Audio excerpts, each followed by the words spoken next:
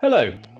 Well, the long-term view that we've had and held at CIBC Capital Markets over the course of the year to date has been one of an expectation of a cheapening up in the valuation of the US dollar. Now, that view has certainly highlighted or been highlighted over the course of the last few weeks as we've seen the US dollar materially retreating, and indeed looking or thinking about some of the banner headlines that we've been seeing in some of the financial press over the course of the last few sessions. That could argue that it's really been amplified over the course of the most recent times. So the question is the end of the ascendancy of the US dollar now coming to pass, or are we just seeing a mere temporary aberration in terms of the dollar's valuation?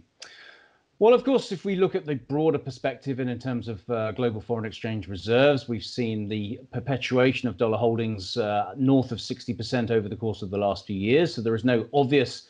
sign of international investors unloading the US dollar in a particular size. And when we think about the relative size of those reserves, those dollar holdings are more than 3 times the nearest counterpart in terms of the context of the euro. So the US dollar does retain a degree of dominance. But what we are seeing is a period of unwinding of some of the dynamics that have been hitherto very supportive of the dollar and did drive the dollar to those fresh highs at the beginning of later during Q1. And those, of course, were related to, in particular, at that time, a very extreme degree of shortage of US dollars. Now, of course, that's been rectified by the various Fed balance sheet measures. But also we've seen the growth exceptionalism of the US certainly coming to some degree of conclusion, but also more importantly, the interest rate advantage that the US dollar and US assets have had over a prolonged period is now starting to dissipate, as we've seen obviously the Federal Reserve taking rates sharply lower. And in an environment where the Federal Reserve are seemingly happy to tolerate a higher level of inflation going forward, impacting real yields, it does seem as though we're more likely than not to see a perpetuation of a cheapening dollar trend over the longer run. But I think in the shorter term time horizon, so probably over the rest of the third quarter, there will be better opportunities to start to sell the US dollar and sell the US dollar at better levels. So we're not necessarily assuming at this particular juncture this aggressive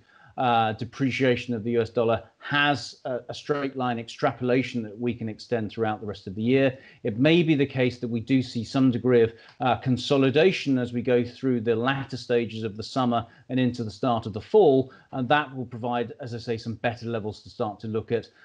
buying euros and also buying Japanese yen against the US dollar. So why are we expecting some degree of consolidation? Well, I think one of the reasons is the fact that we've seen this significant increase or supportive bias towards risk appetite over the course of recent weeks. We've seen that in a number of equity indices, which, of course, in the context of the US, have moved back into positive territory on a year-to-date basis, which is quite a stunning and surprising reaction in view of the COVID dynamics. But I think we are going to see some question marks about that sort of risk reliability or that risk support mechanism over the course of the next few weeks, as the impact of the second wave or the uptick in cases across the Sun Belt in the US do impact the level of economic activity in the US as we go through the latter stages of the summer. And I think if there are going to be any concerns about the ability of the US politicians to push on with another stimulus package, that also may play into the narrative of just requiring or seeing a degree of reversal in risk appetite, and rather perversely actually seeing the US dollar getting a little bit of a supportive bid over the course of the next few weeks. So we're not necessarily assuming that the ascendancy of the dollar has come to an end, but we are assuming that there is a need or a necessity for a cheapening up of the US dollar's valuation, but it isn't going to be a straight line move. So I think we're looking for better times or better levels to start to sell the US dollar. And I think that will come in the next few weeks as we see the reflection of some of these risk uncertainties playing out. And that will encourage just a short-term rebound in the dollar's value, but that will provide trading opportunities for those who are prepared to buy into the recovery prospects of Japan, the Eurozone, or some of those members of the Eurozone in particular, in terms of the Scandinavian currencies through the latter stages of this year and into 2021.